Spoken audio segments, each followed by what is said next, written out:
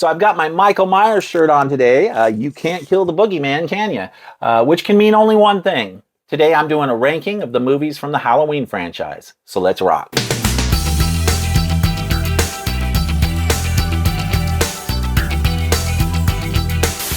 Hi everyone, how you doing? Welcome back. I'm Fuzz.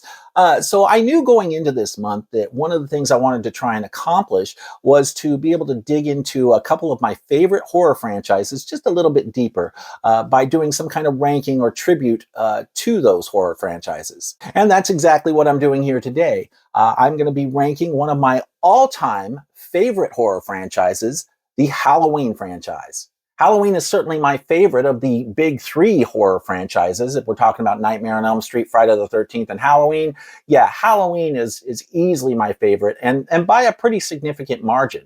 I've always been a John Carpenter fan, and I've just always felt like I've had much more of a connection to the Halloween franchise than I ever had to any other big horror franchise, with the exception of maybe Alien. But Alien's kind of a weird one for me because it's harder for me to think of the Alien franchise as a whole as a horror franchise. You know, I always think of it as a sci-fi franchise. And part of that is just because I've been a huge fan of the Alien franchise for a long time, long before I ever became a fan of horror. And so I've always just kind of considered it to be more of a sci-fi franchise. Now, of course, the first film is very much a sci-fi horror film. There's no denying that. But when we get into the rest of the franchise, it's a little harder for me to think of that in terms of horror instead of sci-fi. So when we're talking about the big three in horror of Nightmare on Elm Street, Friday the 13th, or Halloween, yeah, I am definitely a Halloween man. The other reason I wanted to rank this franchise at this time is because I missed out on all the Halloween discussions that were being had last year when Halloween Ends first came out. I didn't have a channel back then, so I never really got to share my views with you guys on the whole Halloween Ends controversy in the David Gordon Green trilogy in general. And I definitely have some strong views about the subject that do not necessarily line up with what I would call the current bandwagon style trends in some horror circles, where it seems like it's almost hip to hate on all things David Gordon Green and Blumhouse. Yeah, I'm not that guy. So I'm guessing my ranking here may ruffle a few feathers among some Halloween fans. But you know what? That's okay, because I'm going to let you guys in on a little secret here. Sometimes I kind of like stirring the pot a little bit.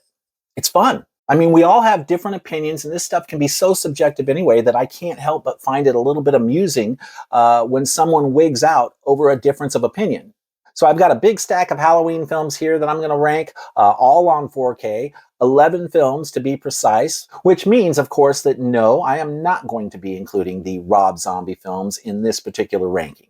Now, I know there are some Halloween fans out there who really dig the zombie films, so this might be a bit of a bummer to you, but I'm not including them here for a couple different reasons. For one thing, I haven't seen both of the zombie films all the way through.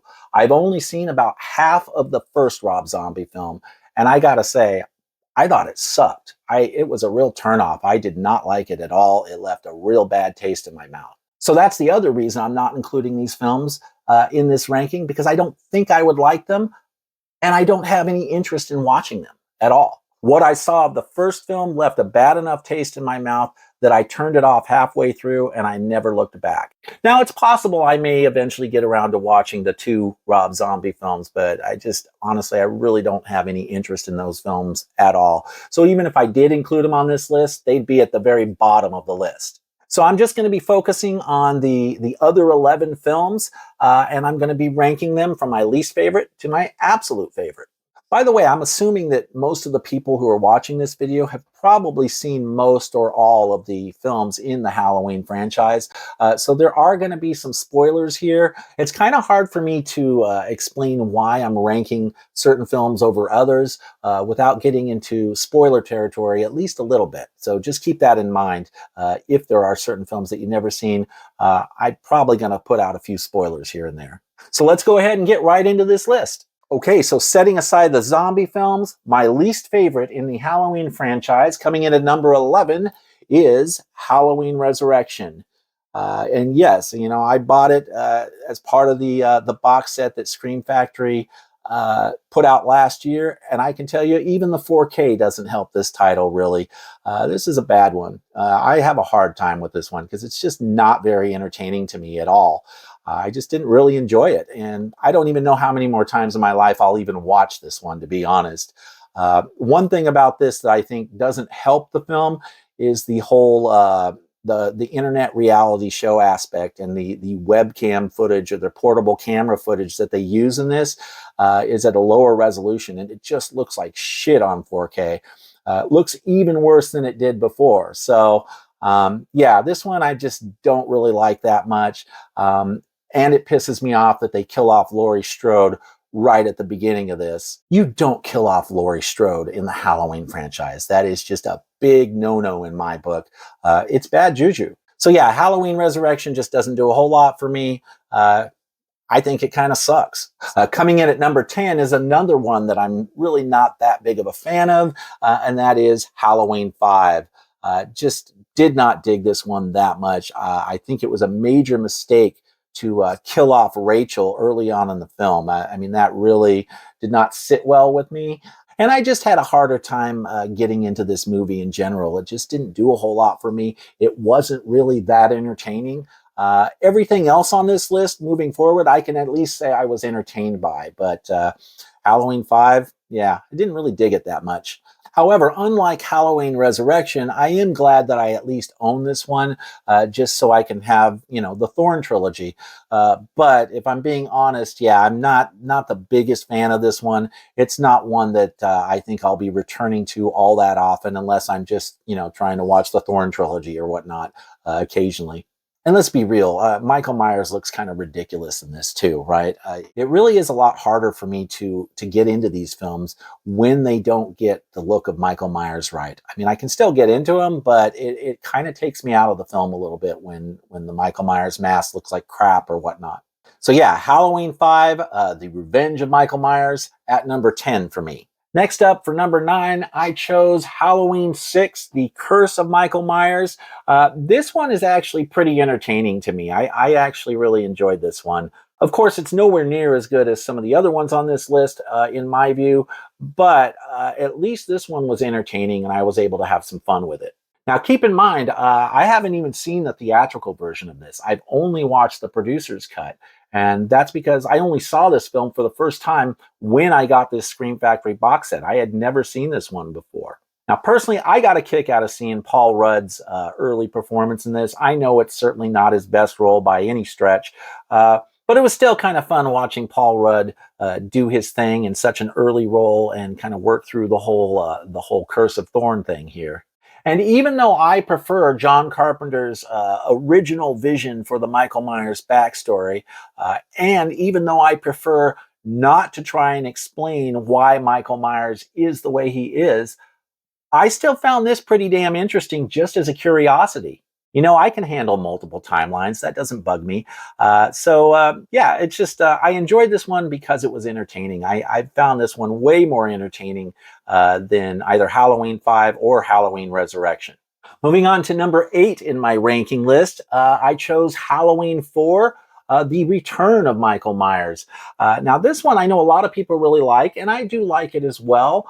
But you're probably noticing a theme here. The Thorn trilogy in general is my least favorite timeline in the whole franchise. Well, you know, setting aside the zombie films, of course. But yeah, the Thorn trilogy, I just, you know, I like it. It's watchable to me, but it's just, I'd much rather watch the other timelines than spend too much time on the Thorn trilogy. However, I do like Danielle Harris in this one. It was cool to see Jamie Lloyd. I was not a big fan of them killing off Laurie Strode off screen. That's, like I said, big no-no. You don't kill off Laurie Strode ever in the Halloween franchise. That's just my view. That's just a big no-no. So, and they did it again here. So that kind of, I had to dock at some points here. But I do think Danielle Harris did a good job. We were introduced to Rachel in this one, and I really liked her as well. So, you know, overall, it was an entertaining ride, and it's got a great ending. You know, what goes on with Jamie Lloyd at the very end of this film is awesome, you know, and I really think they could have done a lot more with that, but they kind of botched the whole handling of Danielle Harris's character after this. But otherwise, it's it's a fun film. It's definitely very watchable. It's an enjoyable ride, despite its shortcomings. So yeah, Halloween 4 here for my number 8. Moving on to number 7 for my ranking, we have Halloween Kills, the first David Gordon Green appearance on this list. I think this one's a really enjoyable ride as well. I had a lot of fun with it, although it is my least favorite film in the David Gordon Green trilogy. But I love that Anthony Michael Hall is in this film. They brought back Kyle Richards. They brought back the smoking nurse. So yeah, that was cool. And Michael's just totally badass in this, and you gotta love it. Yeah, there's a few cheesy moments, the whole evil dies tonight thing. I get it. But still, it's a fun film. And as far as Halloween entries go, I think this one is very rewatchable. So Halloween Kills at number 7. All right, coming in next at number 6 on my list would be Halloween H2O, 20 years later. I actually really do like this one quite a bit. And in fact, I would rank this one quite a bit higher on my list if it were not for the horrible Michael Myers rendering in this movie. They screwed up badly on this one, both with the mask or the masks. There are several masks used in this one, but even just down to the body build of the actor. And I don't remember who the actor's name who played Michael in this one, so forgive me. But I just don't think he looked right. He looked, in my mind, too slender. Too almost like a little bit scrawny, compared to what Michael Myers, in my mind, is supposed to look like, right? I just felt like the actor didn't really have that presence just in his body build that you would expect to see from a Michael Myers type figure. I just feel like his body type wasn't right for the imposing character that is Michael Myers. And because of this, I just didn't get the sense that Michael Myers was as much of a threat in this film. And don't even get me started on the mask on this one. You shouldn't be able to see Michael Myers' eyes popping through the mask. That is a big no-no. You should see blackness in the eyes, right? I mean, you should see enough of a shadow to where you can't actually make out Michael Myers' eyes. But in this, his eyes are popping out everywhere. And it's like, what the hell is this crap? Yeah, it really left a bad taste in my mouth, this particular Michael Myers. But aside from that, I love the film. It's probably my favorite performance from Jamie Lee Curtis in this franchise. I think she did a great job with it, and it's got a great cast too. You got Josh Hartnett in here. You got young Michelle Williams, LL Cool J, Joseph Gordon-Levitt is in this, and even Janet Leigh from Psycho fame and Jamie Lee Curtis's mom. So yeah, this film I think has a lot of redeeming qualities. I just think they screwed up so badly on the whole Michael Myers portrayal that I had to dock it a few points on my ranking list. Because I love everything about this Halloween installment except for the Michael Myers. By the way, if you're enjoying the content on this channel, do me a favor and please consider subscribing to the channel and hit that notification bell as well so you can always be alerted when I'm posting videos that you might be interested in. And also don't forget to like the videos as well. It really helps out with the channel's visibility out there on YouTube. So thanks so much for your support. I really appreciate it.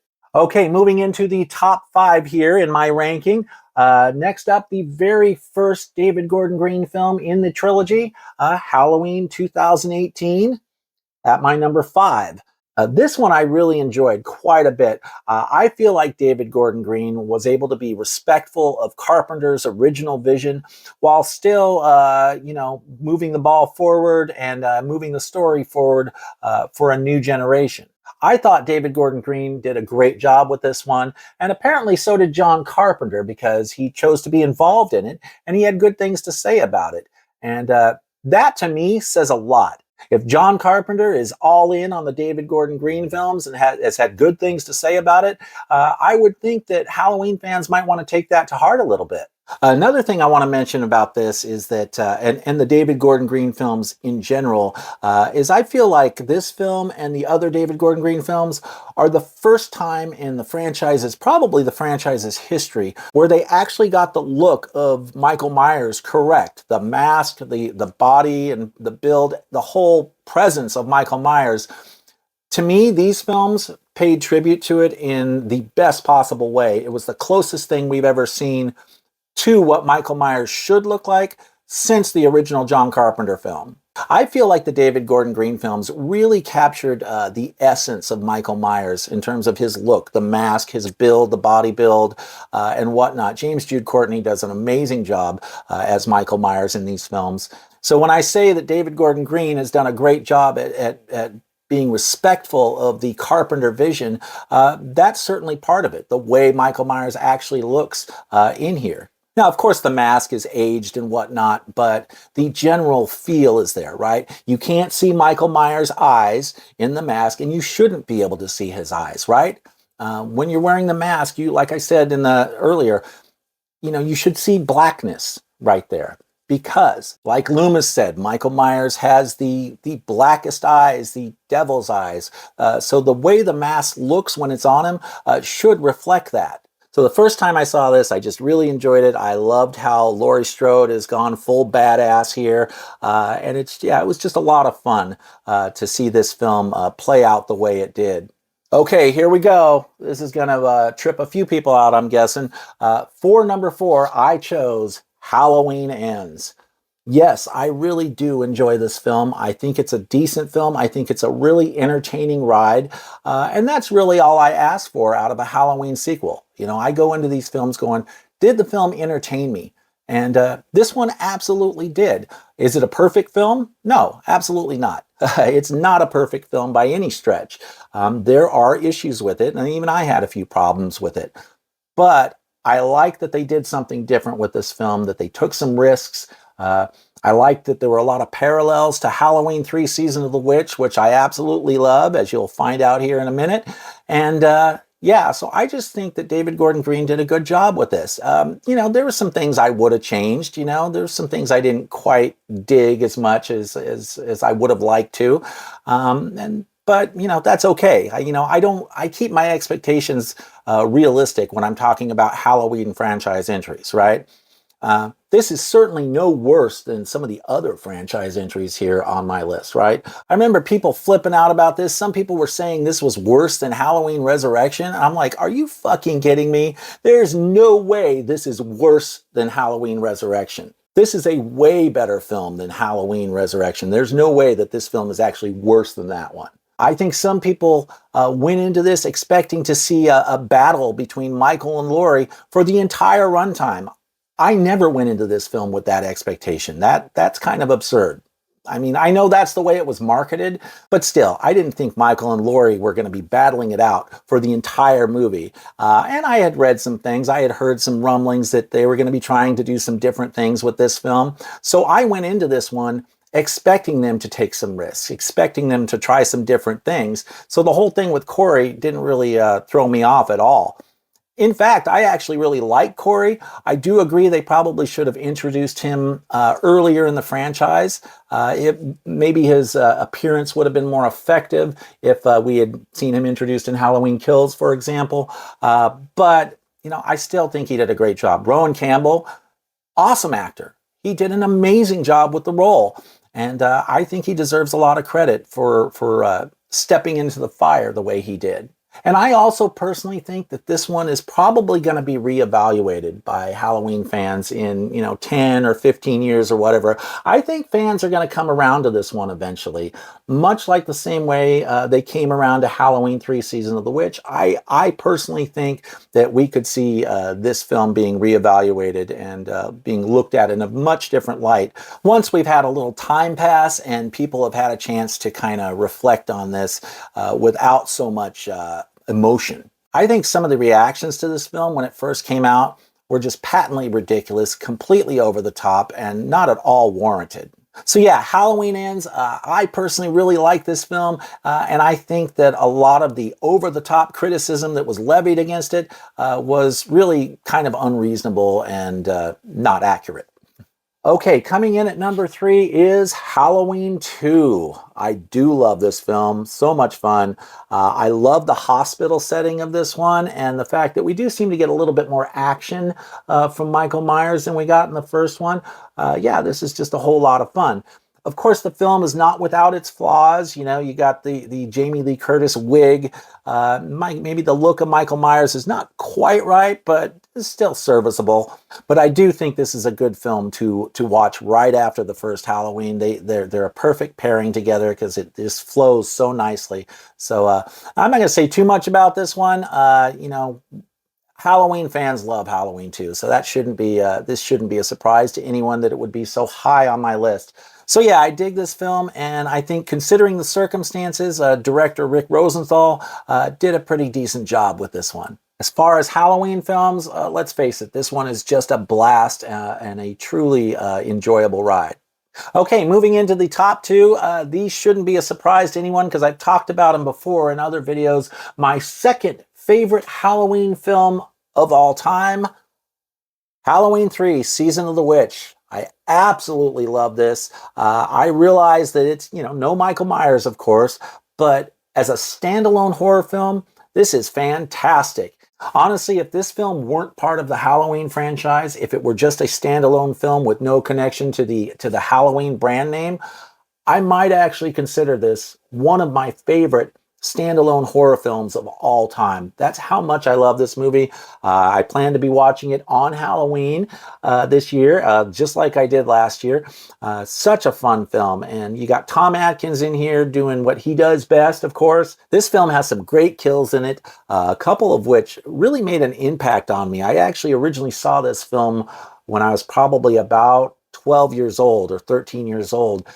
So I can remember the dudes ripping the one guy's head off. Oh man, and the blood squirting everywhere out of his neck. Yeah, that stayed with me for many, many years. And even though before I bought this Scream Factory 4K release, I didn't remember a lot of the film. It had been, well, since I was a kid, since I had actually seen this. I remembered certain scenes, but I didn't remember the whole film. Seeing this again, many, many years later, it certainly had a little different impact now than it did when I was a kid, but it also brought back some great memories. If you're looking for an amazing standalone horror film, this is absolutely the one to go with. And of course, number one is going to be the original classic, John Carpenter's Halloween. I don't know how much I can really say about this one. I mean, we all know what John Carpenter's Halloween is, the iconic film that it is. The new standard that it kind of set when it first came out. It made a big splash, and it was a highly influential film on the slasher genre. So yeah, John Carpenter's Halloween, an absolute classic. And of course, the Scream Factory 4K restoration, I think looks absolutely incredible on this. I actually prefer the Scream Factory 4K to the Lionsgate 4K. I feel like the Lionsgate 4K is more muted and just doesn't have as much pop and vibrancy to the image. And I have heard that some people consider the Lionsgate release to be the quote-unquote correct version in terms of what the film looked like when it originally aired. But honestly, if the Scream Factory version here on 4K is good enough for cinematographer Dean Cundy, then it's absolutely good enough for me. But regardless of whether or not this looks like the original film presentation or not, I do think this is by far the better looking version on 4K of this film. I feel like with this version, you just get a lot more pop to the colors and, like I said, more depth to the overall image. So if by some chance you're still rocking the Lionsgate 4K release and you haven't picked up this Scream Factory 4K, you know, I still think it's worth picking up just so you can have the new color grading that they did here. Although it is worth noting that this set does include a Blu-ray disc that has the original color timing of the film as well. So you do get both versions in this set, but the Scream Factory restoration is the only one that is included on a 4K disc. The original color timing is only on a Blu-ray disc. So I'm not sure what else I can really say about this film. Absolute classic, John Carpenter's Halloween for my number one. Okay, so that about wraps up my ranking for the Halloween franchise. I hope you enjoyed this video and maybe got a little bit different perspective. Let me know what you think of this video in the comments below. Feel free to leave me some feedback. I always love hearing from you guys and chatting with you guys. If you're a big Halloween fan, let me know what your top 5 Halloween films are in the comments below. Thank you so much for watching today. Don't forget to subscribe, like the video, all that good stuff. I really appreciate your support, and I'll see you soon.